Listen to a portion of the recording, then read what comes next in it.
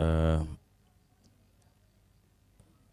di Al-Quran itu ada keterangan begini tentang ciri atau tanda orang mukmin, dan di sisi lain tentang ciri atau tanda orang-orang musyrik atau orang-orang kafir gitu. Tentang orang-orang mukmin itu digambarkan begini di ujung dari surat Al-Fat itu ya. Tarahum ruk'an sujada yabtaguna fadlam minallahi wa ridwana simahum fi wujuhihim bin asaris sujud. Ciri orang mukmin itu kau akan melihat mereka itu gemar rukuk dan sujud, sholat ya maksudnya ya, dalam rangka untuk meraih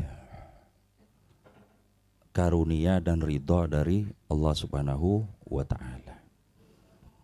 Simahum, mereka itu memiliki tanda di wajah mereka itu sebagai bekas sujud ya.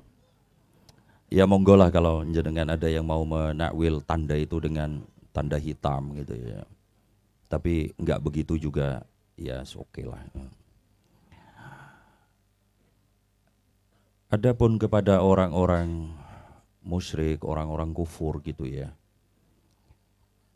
Al-Quran juga menyematkan tanda ya. Ini digambarkan misal dalam surat Ar-Rahman gitu. Yu'raful mujrimuna bisimahum fayukhadu bin nawasi wal akdam. Orang-orang mujrim itu, orang-orang bengal, orang-orang buruk lah gitu ya, itu dikenali dari tanda-tandanya gitu ya. Kelak mereka akan dibetot dari ubun-ubunnya dan juga kakinya. Jadi etajek bun-bunan sejenis itu ya. Oke. Dari dua keterangan ini kita lalu mengerti ya, bahwa orang mukmin itu memiliki tanda, orang kufur memiliki tanda. Tanda ini tentu saja adalah tanda rohani, tanda spiritual, tanda mistis gitu ya, yang mungkin tidak secara lahiriah lalu bisa kita dapat ketahui secara langsung dan mudah pada orang per orang. Walaupun tentu juga kita mengerti dalam banyak hal tanda-tanda orang mukmin dan tanda-tanda orang kufur itu juga bisa terlihat secara lahiriah. Orang mukmin misalnya ada di masjid, ya tentu saja itu orang baik kan begitu ya. Orang kelihatan di sarkem misalnya gitu ya, ya mau di alasan riset atau apa ya monggo lah gitu ya. Lagi riset skripsi, ya ngono lah ya, nggih monggo aja lah. Tapi bahwa itu tanda-tanda lahiriah yang bisa dikenali, iya gitu ya. Orang mukmin ruhama misalnya, mudah welas asih, empati sama orang lain, itu iya kelihatan. Orang kufur itu serakah, pokoknya menangnya sendiri, serakah nggak karu-karuan, itu ya juga tanda-tanda lahiriah. Oke. Terus begini, yang pertama saya pengen memberikan beberapa tamsil dari Al-Quran itu, bagaimana Al-Quran itu lalu memberikan posisi-posisi karakter-karakter yang berbeda sebagai tanda-tanda pula antara orang mukmin dan orang kufur. Orang kufur itu di Al-Quran itu diolok-olok, tanda petik diolok-olok gitu ya, dengan tanda-tanda yang menunjukkan kebodohan mereka. Tanda-tanda dari tanda-tanda yang mencerminkan bahwa mereka adalah golongan orang-orang bodoh. Misal gini, dulu ketika awal-awal Kanjeng Nabi dakwai Islam itu di Mekah, itu kan pembangkangan luar biasa dari orang-orang Quraisy itu, termasuk para pemukanya, orang kayanya, bahkan para intelektualnya gitu. Di antara keterangan yang lalu diabadikan oleh Al-Quran itu begini, innalladzina ta'buduna min dunillahi ibadun amsalukum.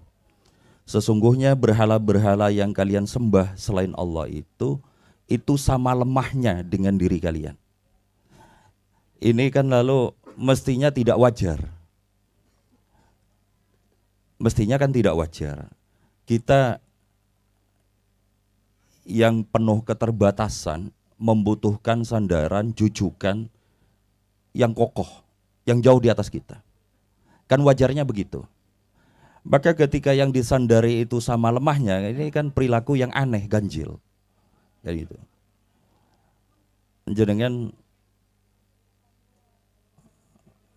misal sedang butuh bantuan untuk membayar UKT, itu kan nggak wajar kalau minta ke temannya yang jenengan tahu juga nyari uang untuk UKT. Gimana? Jenengan pengen mendapatkan hasanah ilmu tentang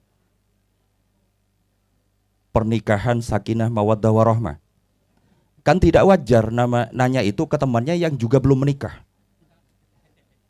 Betul nggih? Kan mestinya begitu. Sama dengan ayat tadi itu. Berhala-berhala yang kalian sembah selain Allah, itu sama lemahnya dengan kalian. Ini logika keren dari Al-Quran gitu.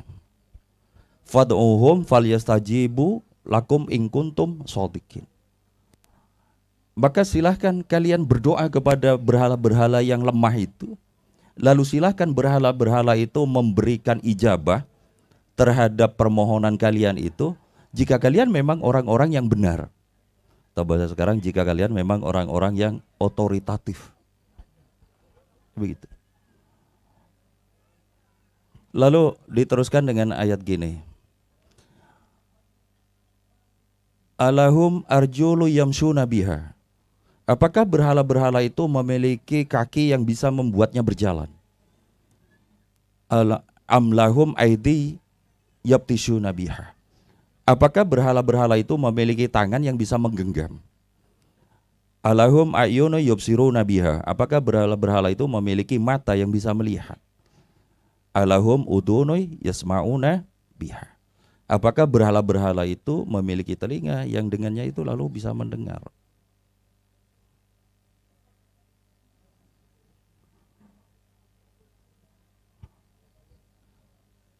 Gitu ya. Yang kedua, ayat berikut juga masih ragam dari counter terhadap kesyirikan tadi itu ya.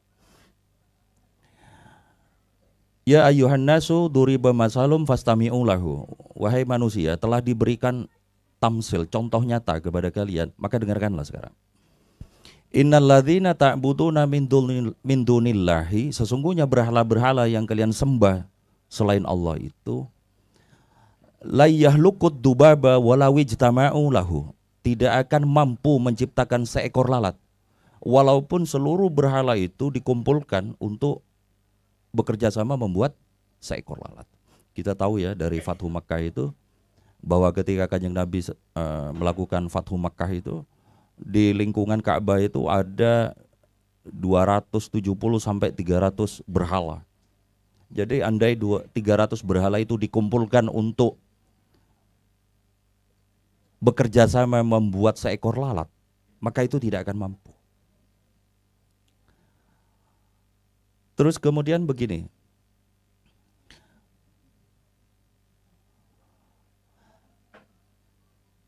Innal ladzina ta'buduna min dunillahi la yahluqud dubaba walaw ijtama'u lahu. Wa iyaslubhumud dubabu say'an la yastanqiduhu minhu. Dan jika seekor lalat itu mengambil sesuatu dari berhala itu, maka berhala-berhala itu tidak akan pernah mampu untuk mengambil kembali apa yang diambil lalat itu. Jadi Tuhan yang kamu sembah itu dilecehkan oleh lalat. Gitu Mas. Dha'ufat talibu wal matlub. Maka sungguh lemahlah, sungguh bodohlah mereka yang menyembah dan juga yang disembah. Gitu ya. Ini bahasa Al-Quran dalam mengkonter kesyirikan atau yang tidak menyembah Allah Ta'ala. Gitu ya. Sekarang coba bandingin dengan karakter mukmin yang digambarkan Al-Quran. Gitu ya. Kalau karakter orang kufur kan begitu tadi. digambarkan sebagai golongan yang tidak logis gitu ya, tidak wajar. Golongan yang, makanya wajar ya kalau di Al-Quran lalu digambarkan begini, misal saya tambahin satu. Lahum qulubun la yafqahuna biha. Mereka punya hati tetapi tidak bisa menghantarnya untuk merasa. Walahum ayyunun la yubsiruna biha walahum adhanun la yasma'una biha ulaika kal an'am balhum adwal. Mereka itu seperti kewan ternak, bahkan lebih elek meneh.